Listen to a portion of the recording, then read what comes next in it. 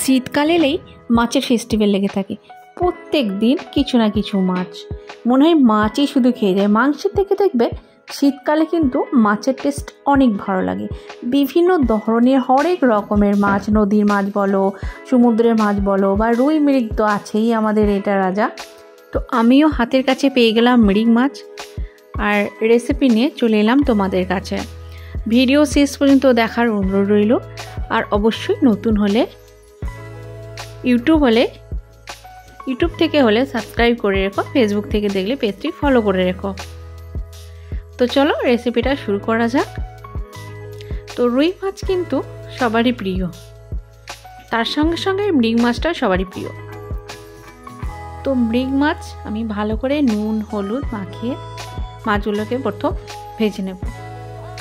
আমার চ্যানেলে দেখবে প্রত্যেকটা মাছের ভিডিও বেশি করে দেওয়া আছে, আর হবে নাই বা কেন। বাঙালির প্রিয় খাদ্য যে মাছ, একদিন মাছ না হলে কারো চলে না। আবার শীতকালে সেই মাছেরই টেস্ট দ্বিগুণ হয়ে যায়। তুমি যে কোনো ধরনের মাছ রান্না করো, সব মাছেরই কিন্তু দারুণ টেস্ট লাগে, জানি না কেন। তো মাছগুলো ভাজা হয়ে গেছে, এবারে এখানে পেঁয়াজ পাতা। এখন তো শীতকালে পেঁয়াজ পাতা পাওয়াই যায়, তার সঙ্গে পেঁয়াজ কুচি, কাঁচা লঙ্কা কুচি, টমেটো সব কিন্তু কেটে নিতে হবে। এগুলো দেখবে শীতকালে সবার বাড়িতে সব সময়ই পাওয়া যায়, তাহলে রেসিপি বানাতে কোনো অসুবিধাই হবে না। আর আমি যে রেসিপিগুলো বানাই একেবারে কিন্তু বাড়িতে থাকা কয়েকটা সামান্য কমন উপকরণ, যেগুলো যে কারো বাড়িতে সবসময় পেয়ে যাবে। আর রেসিপিগুলোর স্বাদও হয় অসাধারণ টেস্টি, রেস্টুরেন্ট স্টাইলের মতো। তো এইগুলো আমি পেস্ট বানিয়ে নেব।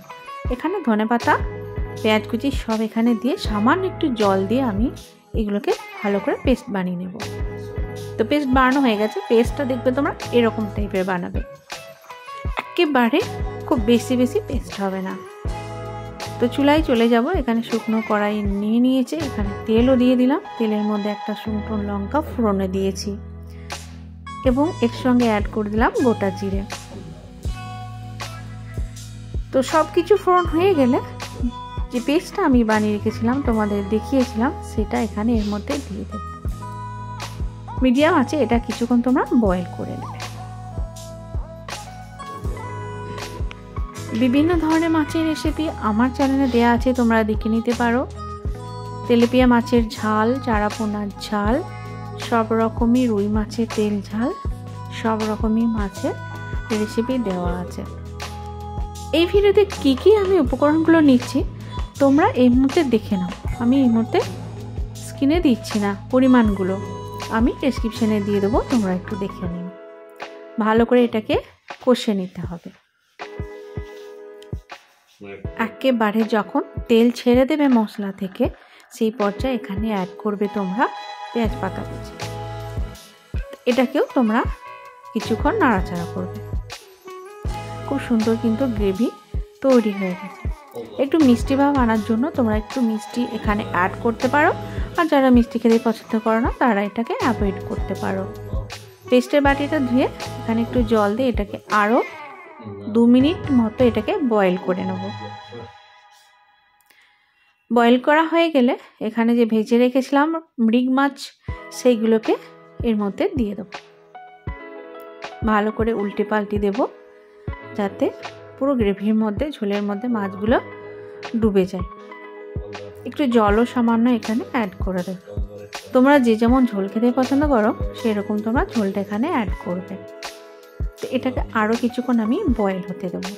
তো দেখলে তো কত তাড়াতাড়ি রেসিপিটা তৈরি হয়ে গেল। তো আর কি মাছের রেসিপি তোমরা দেখতে চাও কমেন্ট বক্সে কমেন্ট করে জানিও। ভালো লাগলে তো লাইক কমেন্ট করো, আর প্রচুর পরিমাণে শেয়ার করো। আর সাবস্ক্রাইব করা না থাকলে অবশ্যই সাবস্ক্রাইব করে দিও। তো দেখো মৃগ মাছের রেসিপি কিন্তু আমার রেডি হয়ে গেছে। দেখো, এর সাথে গরম ভাত হলে তো পুরো দুপুর তোমার জমে যাবে। যারা মাছ খেতে ভালোবাসো, স্পেশালি এই রেসিপিতে মৃগ মাছ খেতে ভালোবাসো, তার অবশ্যই আমাকে একটি কমেন্ট করে জানিও। তো আর বেশি সময় নেব না, আমি ভিডিও ছোটই করছি, বেশি কারো সময় নেই বেশি লং ভিডিও দেখার। তো শর্ট ভিডিও ওই জন্যই খুব কম সময়ের মধ্যে বানিয়েছি, তোমরা দেখো। তো আজ আসি, আবার দেখা হচ্ছে নেক্সট